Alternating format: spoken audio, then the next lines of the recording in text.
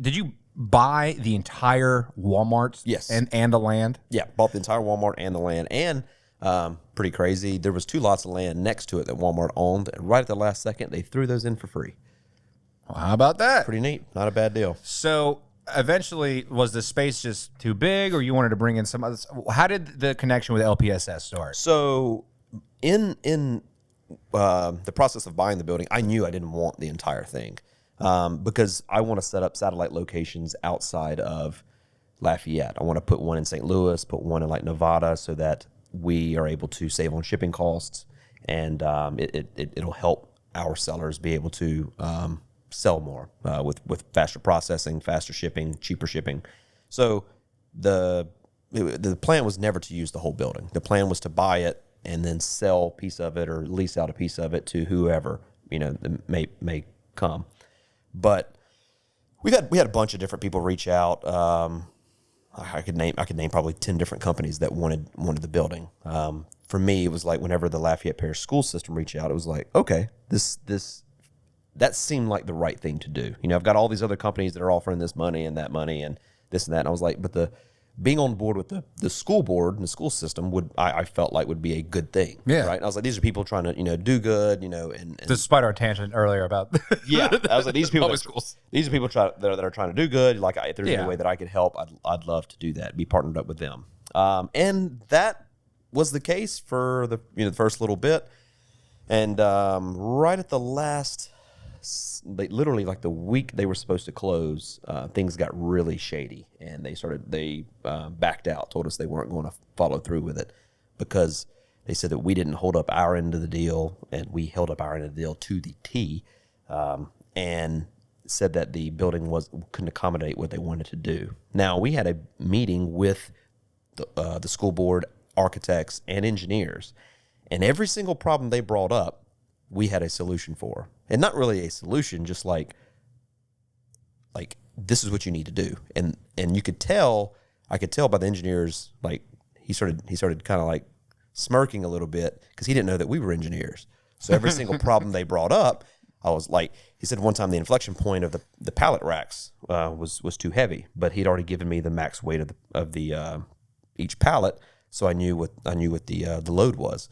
And so I was like, okay, well, you don't have to put pallet racks next to each other. You can stagger them, so you'd have 2 different inflection points versus one. And I was like, you're not going to lose any space staggering them. And so then I knew, and he smiled. That's when I knew. I was like, they don't want to close. They're not presenting problems. They're trying to get an excuse to get out, and they know that they can't get out because they passed the due diligence, got to the last bit, and I was like, they know that they're screwed. And so this architect had convinced them that they needed to go build a completely new facility. You're talking about the difference between a $5 million for 100,000 square feet. The going rate right now for 100,000 square feet is $250 a square foot to build. That's $25 million is what it would cost to build the same thing. So not only are they going to screw us out of I spent over $1 million on the wall, the electricity, getting the city to come out and do all the work on splitting the plat and whatnot. That was $1 million like of my own cash. I couldn't finance that. So they're not only are they screwing us like royally, Yeah. but now you're going to take the taxpayers' money, and instead of building a $5 million, and if they really cared about the north side as much as they say, instead of developing that area with the $5 million, you're going to spend $30 million buying new land, putting concrete down, putting up this whole new building, just because the architect's going to get paid more.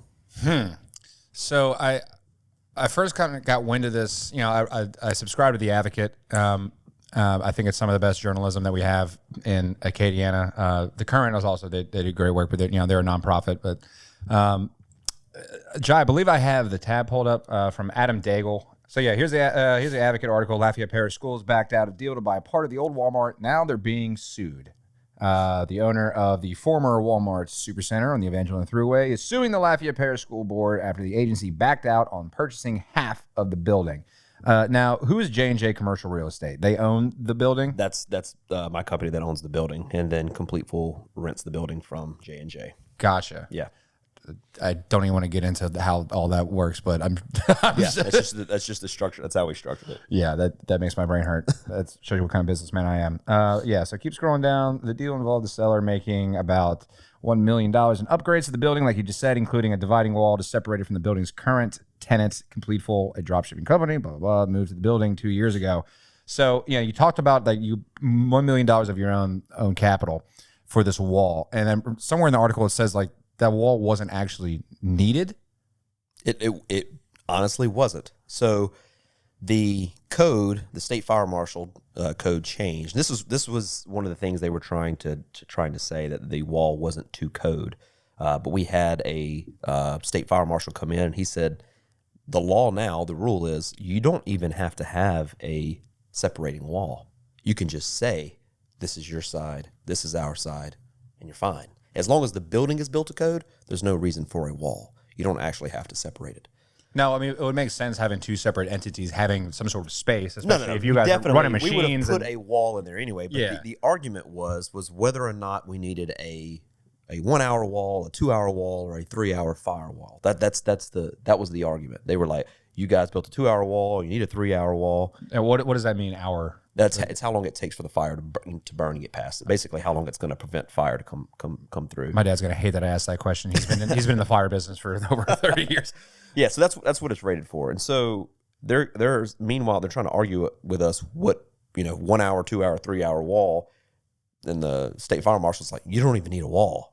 Now I also read in the article that you're suing them for a certain amount, but there's also like a contingent, like if you just pay us back, then it's all copacetic. Did I read that wrong? Correct. So there's basically, they have two options. One, they can either buy the building, do what they said they were going to do, which would be the smart play.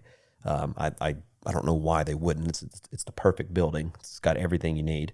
Plenty of parking. Second thing is you pay me back for the for the money I've spent on the wall, which this is what they should do if they don't end up closing on the building. And I don't.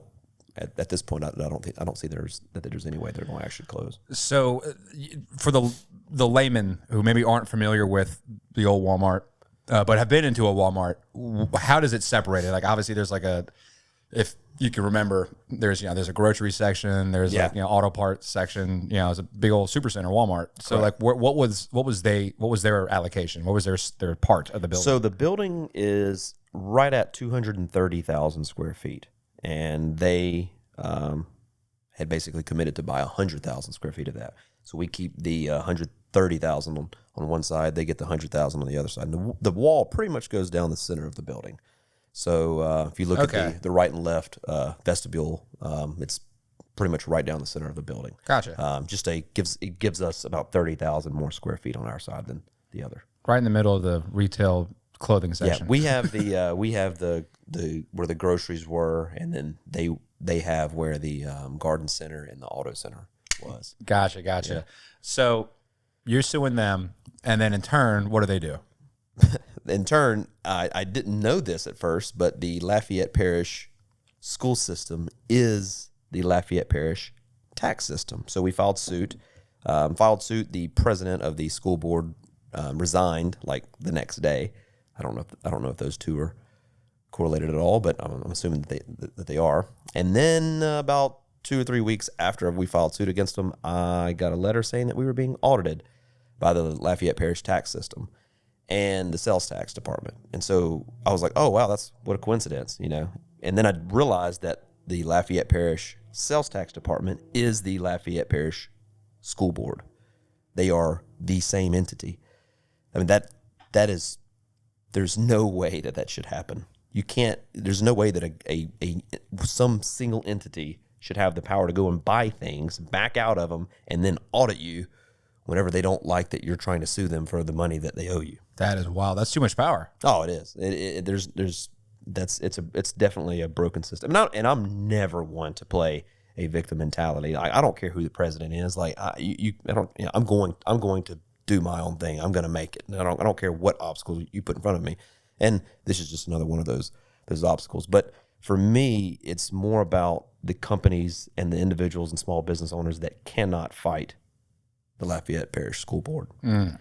They get sued like multiple times, like a week. Really? There's lawsuits like all the time against the school board and school system and the tax department. And I had so many friends reach out after that article saying, man, I got screwed by them on this and I got screwed by them on this. And it's just amazing that an entity that's there to try to increase commerce, help the economy, is doing the absolute opposite of that. Because elected officials decide that. I honestly don't think I after meeting with most of the members on the school board, I don't think it has anything to do with them. They all seem like really good people, really nice people. Yeah, and they were all on board with doing the wall. I think that it's a big group think problem. So whenever they see articles like, Completeful suing the school board, they, instead of accepting that it's one person's fault, they're just like, oh, that was somebody else. Like I didn't have anything to do with that, even though they did play a small part because they could have. There's an institutional problem. Yeah, it is correct, and whoever is making the executive decisions there has been making the wrong ones. So this probably wouldn't have got any sort of media attention if it didn't have to do with the school board, right? If it was just you and some other company and they backed out. The first article was, although you are the savior of North Lafayette, so you probably got some media coverage on you. Yeah, the first article that made things kind of spring up was one that, the guy kind of used clickbait in the article, was basically saying that the whole building was now back on the market. And that's not the case. Yeah, I read that. Yeah, I think so it made it seem like we were going out of business, which is funny, because there was a bunch of people on there like reposting it, saying like, "Oh, this is karma," and yada yada yada. And I was just like, "Dude, it's like we're having our biggest year yet." Yeah, I read some Reddit comments. Oh, it's hilarious. Yeah, I honestly like that fuels me. Like someone coming up and saying, congratulating me, saying good job. Like I can't stand that. Like I don't need praise. Like, but if someone comes up and says, "Oh, you're not going to be able to do that," or "You're going to fail," like that motivates me more than someone coming up saying congratulations. What's the timeline on this being resolved? Who knows? Really? It'll take probably forever. I knew that going into it. I knew as soon as they backed out, it was like, even if we do sue and win, this will take at best a year. Probably 2-3 years. Well, I know you mentioned earlier in the episode that part of what made you so successful is the amount of research that you did and poured in. So in this new endeavor, did you do a lot of research as far as how other school systems operate? Do they also work in congruence with the tax assessor? No, that's not. If I'm saying that correctly, I don't know if I'm using the right. Yeah, jargon. it's not. I haven't found anywhere else where that is the case. I mean, the sales and use tax department is the sales and use tax department. It has nothing to do with the school board. I don't understand how that how that's one entity. I need to get some sort of Lafayette historian in who can speak on that. Somebody did. Not the guy from Alexandria and the guy from Covington, or people my friends in New Orleans call me West Mississippi. West Mississippi. They don't even give me Louisiana acknowledgement. Like, bro, come on. Anyway, that's neither here nor there. Well, so it's kind of ongoing, and do you think after doing this episode, do you think this will be the last time you're talking about it publicly for a while? No, I'm sure. Because you did mention something about like I kind of want to stand up for the people who don't have that ability. Yeah. I mean it's for for me, it's like I said, I don't ever play the victim mentality. I would just kind of move and go on. But I've had so many people reach out that didn't have the resources to fight back, that didn't have the so it's more about like trying to invoke some change than it is for me to get my money back. Sure. It's not, I want to see, Lafayette grow. I want to see it, prosper. But when you have an entity that's taking, lots of money from individuals and then squandering it on extremely expensive conference centers I don't know. I feel like that's not right. Yeah, I tend to agree with you, but I guess that's for the public to decide, the legal system. We'll see how it plays out. We'll see. Thanks for watching this snippet from AcadianaCasts Presents. If you like what you heard, make sure to hit that subscribe button so you stay up to date on all the latest episodes of AcadianaCasts Presents and all the other stuff that we're cooking up at the AcadianaCasts Network. And to listen to the whole episode or watch the whole episode, you can check it out here on YouTube or on any of your favorite podcasting platforms. Your support means everything to us. It's the best and easiest way for us to grow.